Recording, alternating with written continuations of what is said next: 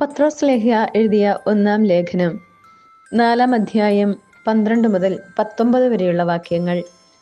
പ്രിയപ്പെട്ടവരെ, നിങ്ങളെ പരിശോധിക്കാനായി അഗ്നിപരീക്ഷകൾ ഉണ്ടാകുമ്പോൾ അപ്രതീക്ഷിതമായതെന്തോ സംഭവിച്ചാൽ എന്ന പോലെ പരിഭ്രമിക്കരുത്. ക്രിസ്തുവിന്റെ പീഡകളിൽ നിങ്ങൾ പങ്കുകാരാകുന്നതിൽ ആഹ്ലാദിക്കുവിൻ. അവന്റെ മഹത്വം വെളിപ്പെടുമ്പോൾ നിങ്ങൾ അത്യധികം ആഹ്ലാദിക്കും. ക്രിസ്തുവിന്റെ നാമനിമിത്തം നിന്ദിക്കപ്പെട്ടാൽ നിങ്ങൾ ഭാഗ്യവാന്മാർ. എന്തെന്നാൽ മഹത്വത്തിന്റെ ആത്മാവ്, അതായത് ദൈവാത്മാവ് നിങ്ങളിൽ വസിക്കുന്നു.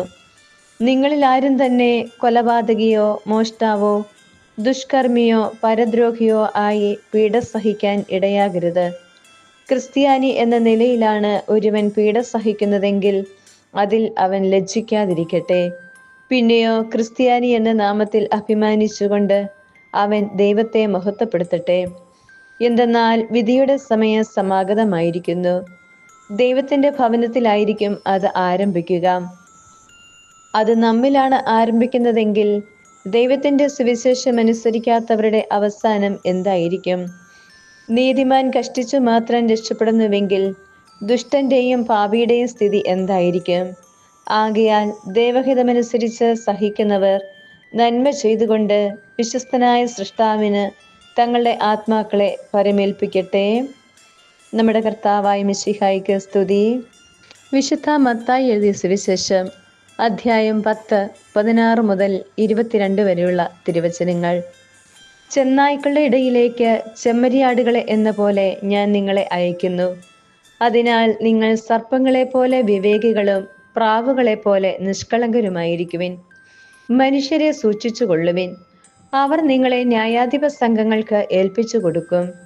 തങ്ങളുടെ സിനഗോഗുകളിൽ വെച്ച് അവർ നിങ്ങളെ മർദ്ദിക്കും. നിങ്ങൾ എന്നെ പ്രതി നാടുവാഴികളുടെയും രാജാക്കന്മാരുടെയും സന്നിധിയിലേക്ക് നയിക്കപ്പെടും.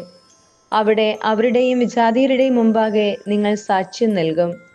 അവർ നിങ്ങളെ ഏൽപ്പിച്ചു കൊടുക്കുമ്പോൾ എങ്ങനെ പറയണമെന്നോ എന്തു പറയണമെന്നോ നിങ്ങൾ ആകുലപ്പെടേണ്ട. നിങ്ങൾ പറയേണ്ടത് ആ സമയത്ത് നിങ്ങൾക്ക് നൽകപ്പെടും. എന്തെന്നാൽ നിങ്ങളല്ല, നിങ്ങളിലൂടെ നിങ്ങളുടെ പിതാവിന്റെ ആത്മാവാണ് സംസാരിക്കുന്നത്. സഹോദരൻ സഹോദരനെയും പിതാവ് പുത്രനെയും മരണത്തിന് ഏൽപ്പിച്ചു കൊടുക്കും. മക്കൾ മാതാപിതാക്കന്മാരെ എതിർക്കുകയും അവരെ വധിക്കുകയും ചെയ്യും. എൻ്റെ നാമം മൂലം നിങ്ങൾ സർവരാലും ദ്വേഷിക്കപ്പെടും. അവസാനം വരെ സഹിച്ചു നിൽക്കുന്നവൻ രക്ഷപ്പെടും. നമ്മുടെ കർത്താവായ മിശിഹായ്ക്ക് സ്തുതി.